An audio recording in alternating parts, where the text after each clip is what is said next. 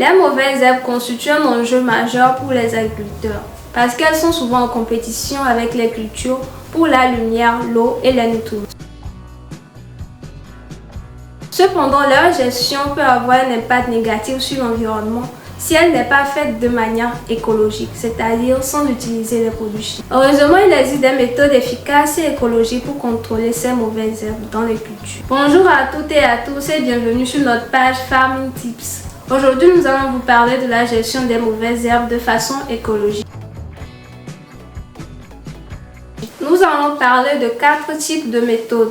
Tout d'abord, il y a les méthodes préventives, les méthodes mécaniques, les méthodes biologiques et les herbicides naturels. Les méthodes préventives. Il est important de prévenir la croissance des mauvaises herbes avant qu'elles ne commencent. Cela peut être réalisé en utilisant les méthodes suivantes. Nous avons la rotation des cultures, qui peut aider à prévenir la croissance des mauvaises herbes en changeant les cultures plantées d'une année à l'autre. Cela peut aider à prévenir l'accumulation des mauvaises herbes dans le sol. Le paillage est une méthode efficace aussi pour prévenir la croissance des mauvaises herbes, en étouffant la lumière et en empêchant les graines de germer. Les matériaux de paillage peuvent inclure les feuilles mortes, des pailles ou des copeaux de bois. Nous avons aussi les méthodes mécaniques, qui implique l'utilisation des machines pour enlever les mauvaises herbes. Les machines les plus couramment utilisées sont la sarcleuse qui enlève les mauvaises herbes en les coupant avec les lames rotatives. La sarcleuse peut être utilisée pour enlever les mauvaises herbes entre les rangées des cultures en croissance. La herse rotative est une machine qui utilise des dents pour travailler le sol et enlever les mauvaises herbes. Cela peut être utilisé pour travailler le sol avant la plantation pour enlever les mauvaises herbes et entre les rangées de cultures en croissance. Nous avons également les méthodes biologiques. Les méthodes biologiques consistent à utiliser des organismes vivants pour contrôler les mauvaises herbes. Les méthodes biologiques peuvent inclure le pâturage, qui est utilisé pour contrôler les mauvaises herbes dans les zones où les animaux peuvent brouter. Cela peut être efficace pour les zones de pâturage ou les zones qui ne sont pas destinées à des cultures alimentaires.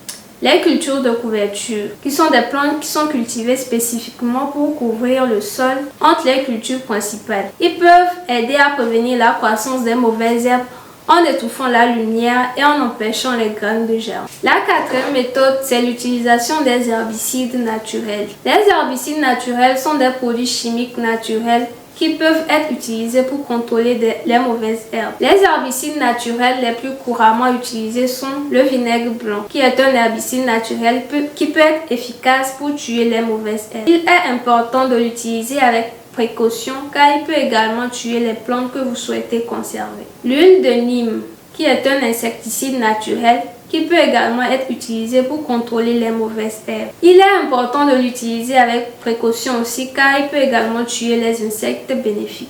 La gestion des mauvaises herbes en agriculture de façon écologique est un enjeu majeur pour les agriculteurs soucieux de l'environnement et de la santé de leur culture. En utilisant les méthodes telles que la rotation de culture, le paillage, les méthodes mécaniques, biologiques et les herbicides naturels, il est possible de contrôler efficacement les mauvaises herbes sans avoir recours à des produits chimiques potentiellement dangereux pour l'environnement et la santé humaine. En adoptant ces pratiques agricoles durables, nous pouvons contribuer à préserver la biodiversité et la qualité des sols, tout en produisant des aliments sains et de qualité pour les générations futures. Nous espérons que cette vidéo vous a été utile et que vous continuerez à suivre nos conseils agroécologiques. Merci de votre attention et à bientôt pour de nouveaux conseils.